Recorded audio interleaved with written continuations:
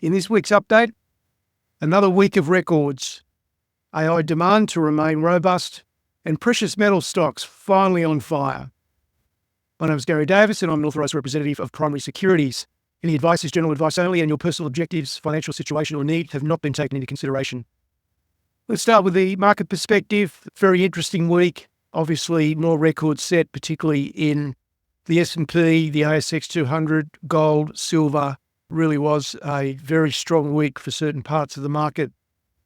But it wasn't all plain sailing. Semiconductors had a bit of a wobble, which is really quite confusing because ASML, which is basically the world's almost monopolistic producer of the machines that make semiconductor chips, they certainly provided some concerns around the AI demand. So their forward guidance was weak, surprisingly weak.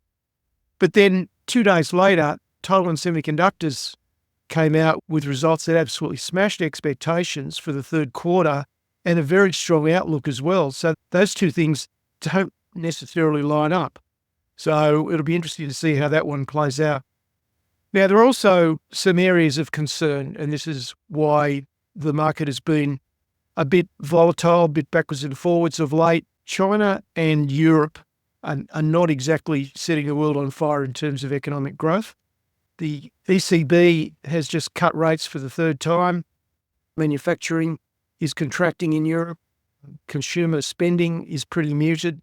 So things aren't exactly ticking along buoyantly in Europe. And in China, whilst there are possibly some green shoots emerging in terms of a rebound, the Chinese economy is growing at its slowest pace in 18 months, with the CPI down again.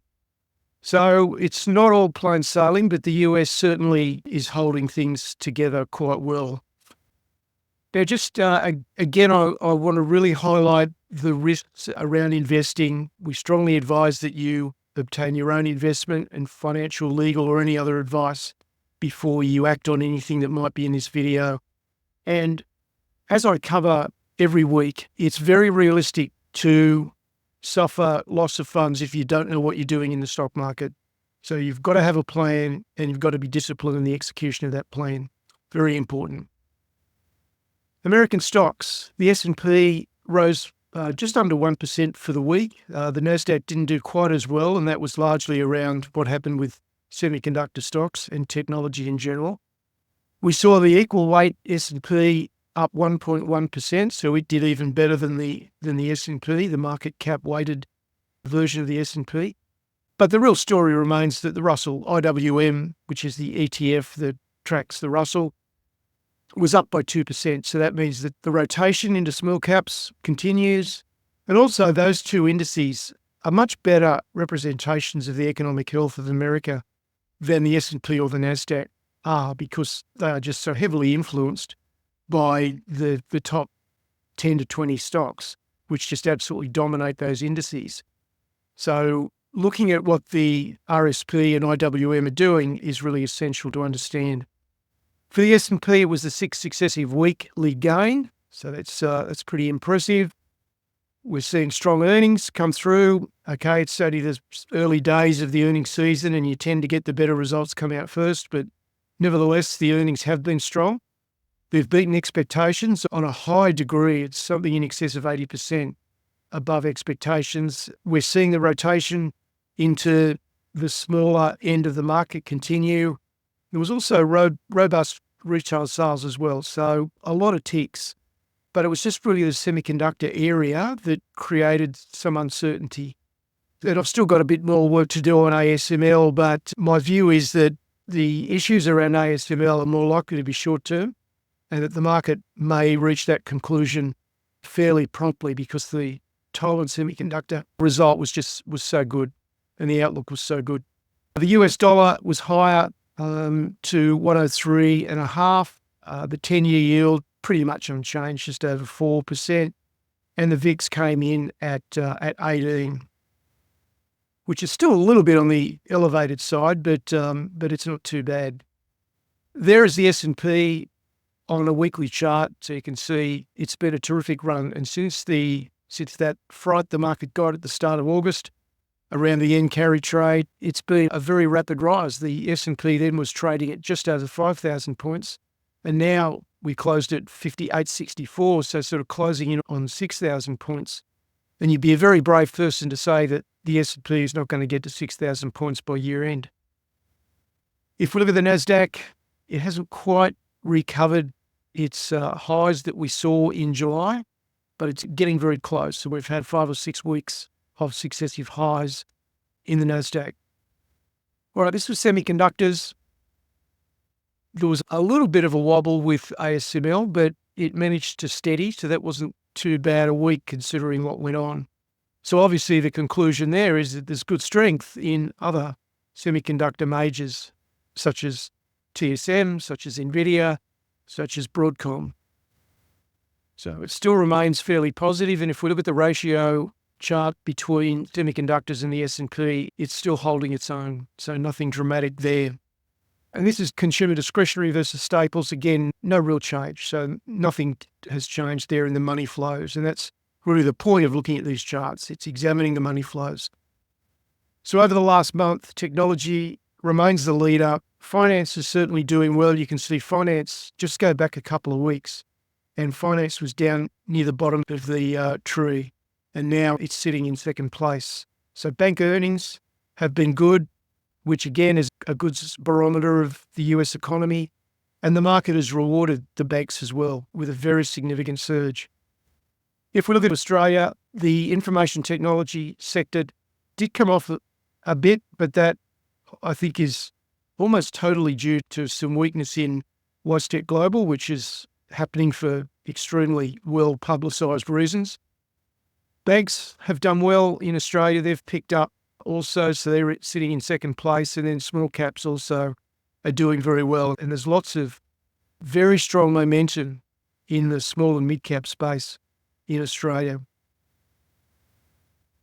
Well, let's just look at the currencies quickly while we're here. So DXY, so there's the US dollar. We're still within this overall range. That has been the case since December of 2022. So it's been getting on for 2 years now that the US dollar has been contained within this range of roughly 100 to about 107. And we're sitting pretty much in the middle of that range at the moment. No surprise then that the Australian dollar looks very much the same, just inverse. So that's where we sit with the currencies. Looking at Aussie stocks, our dollar, as we saw, was a bit lower, down to 66.38. The ASX 200 gained just under 1% for the week, but I think you're entitled to expect probably a fairly buoyant start on Monday. The winners last week were gold, without any shadow of a doubt, but also the banks, surprisingly strong. And I say surprisingly because the valuations for banks are exceedingly unattractive. So the risk reward around the banks is just not there. Resource majors, both materials and energy, continue to struggle at the major level. But I tell you what, at the smaller resource end of the market, we've got some real momentum. And it's not just gold and silver. There's momentum building in a number of areas. So there's certainly opportunities in that part of the Australian market. And of course, you add uranium to that as well. Now, speaking of precious metals, gold was up $64, so a very good week. Got above $2,700 and closed at $2,721, so a huge week. If we convert that into Australian dollars for the first time, we're above 4,000 Australian dollars per ounce, with the majority of the local producers having an all-in sustaining cost of somewhere between $1,800 and $2,200 an ounce. You can see they're extremely profitable territory for those miners, and that's why it's been a real head-scratcher as to why gold stocks have taken so long to take off, but it's happening now. Silver was the big performer last week. I think gold was up 1.5% or something of that nature, but silver was up 7%. And when you look at the silver chart, it's broken through some resistance and it looks well and truly poised to really take off. And silver has a history. When it starts to run, it runs very hard, very quickly. Now, it's no guarantee that it will do the same again this time, but if you're guided by the charts, it's looking very powerful. So 33.71 is where silver finished. But what I've been talking about for months has been the underperformance of gold stocks relative to the underlying metals, because there should be a leverage effect there. But finally, precious metals stocks are providing that leverage, as we'll see. So let's just go and look at those charts. We'll just have a look at the ASX 200. So there's the ASX 200 on a weekly chart. There's materials on a daily chart. So we had a good run when iron ore bounced back, but we're starting to lose that momentum again now. But it was the banks. There's a weekly chart. So the banks are about the same level they were at 5 weeks ago. We had a 2-week dip, but it's been completely reversed and we're back to those all-time highs.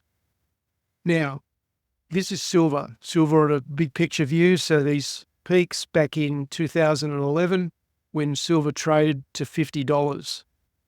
It's been all downhill since then, but you can see we had a major rebound in 2020. And then since then, we've been consolidating until just recently when we got a breakout, then a bit of a pullback, but now we're really starting to accelerate. Now, there'll be some more resistance here at just over 35, but after that, there's not much. You've got to go to 44 and then 50. And the way that silver can move, if you go back to the way silver moved back here from 2008, it was trading at $9. And by 2011, it was trading at $50. So when silver goes, as you can see, it can go very, very quickly. Now, again, no guarantee that this will do the same again, none whatsoever.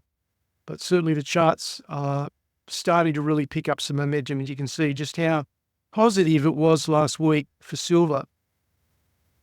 And if you step back and look at the bigger picture, look at the number of red candles back through here, 2020, 2021, 22, compared to the major green candles. Now move forward to here and just stand back and observe. Let's not get too analytical about this, but just a simple observation.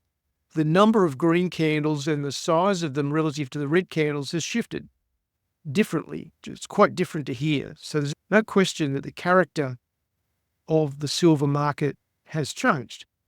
And we had an extremely robust week in the middle of September. It's been working its way higher, but then really exploded as it broke out of this resistance in the week just gone. If we look at this on a relative comparison basis, we've got silver in US dollars at the top and then gold in US dollars, the blue line, and you can see how much silver has accelerated. So it's outperforming gold very, very sharply. There's the gold market in US dollars. So that's a very strong trend from the breakout that occurred in March. So in March, we were trading at 2075. Now we're trading at 2720. It's been a huge move in that 6-7 months. And in Australian dollars, that's where we finished. And I guess the other point that I need to make is that these moves in silver and gold are in the context of the US dollar actually moving higher. So there has been a drag on the silver and gold price by currency, yet they were still able to post these incredibly impressive gains. And so with the Australian dollar falling a bit, that certainly helped to propel. If we put this on a weekly chart in Australian dollars, you can see that was a very strong week. So this is not just a currency story by any stretch of the imagination. This is GDX, the Aussie index, GDX, not the US listed one. So this has been a good week, and we're now starting to get up to the highs that we had in July of 2020. And if we look at GDXJ, so this is really the global producers, not the super majors, but everything else down. So local stocks like Northern Star, Evolution Mining, they come into this index. We've finally had a really strong week and broken out. So things certainly looking better in the gold and silver space.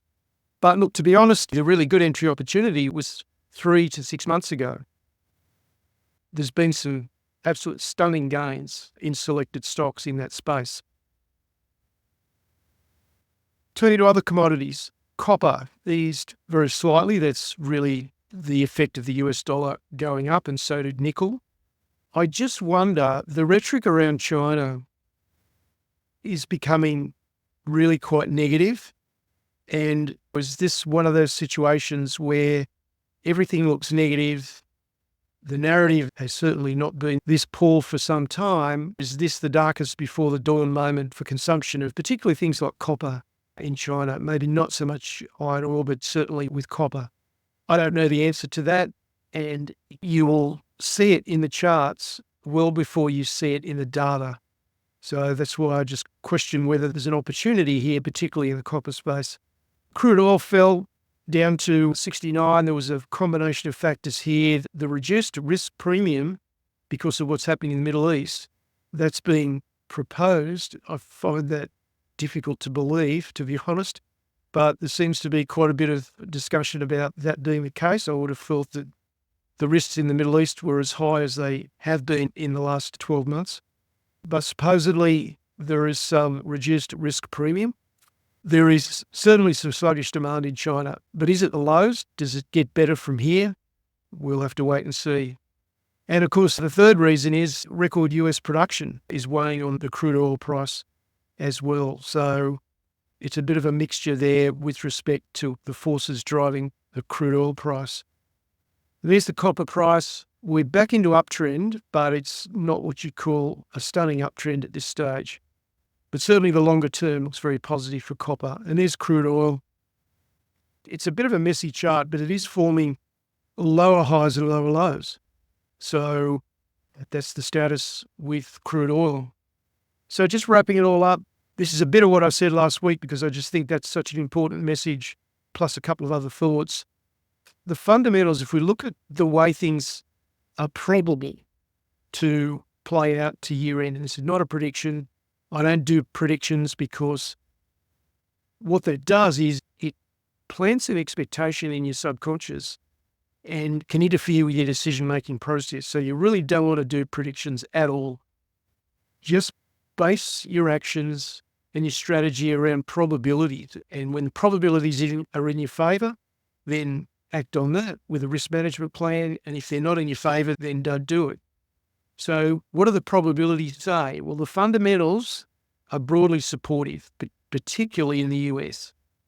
The trends in many parts of the market, the Australian market and the US market, are definitely supportive. There is just some stunning momentum to the upside. But each rally has a different character, and the character of this rally is different because we're seeing semiconductors not lead the way. We're seeing small caps get much better recognition than they've had for probably 5 years. So don't get stuck in a rut of just doing the same old, because that's what you think you should do. Be alert to what has momentum now, because there really is some terrific momentum in the market. And of course, you've got to have a clear plan and you've got to have discipline around executing that plan. Otherwise, you're probably going to lose money in the market. If you're just wandering in there doing things a bit here and a bit there, then there's a very good chance you'll lose money. So just get clarity around that. And as I said last week, keep it simple. Complex plans do not work. Just keep it very, very simple, and that's what works. Portfolio analyst, last week we did an update on silver stocks, which was extremely appropriate. And I think I've covered silver stocks probably 3 of the last 5 weeks in portfolio analyst because I could see the momentum building. So that was certainly helpful given what silver did last week. We also looked at positioning for the inevitable rotation, the inevitable shifts in sector leadership. What's coming up this week? Certainly going to be looking at the AFSL result and what can be determined from that, because semiconductors are just such an important part of the positive sentiment to stock markets. But also, of course, we'll be looking at gold and silver stocks as well. So that's it for this week. There's more information on the website. There's my email address, and I'll be back with you next Sunday. Cheers.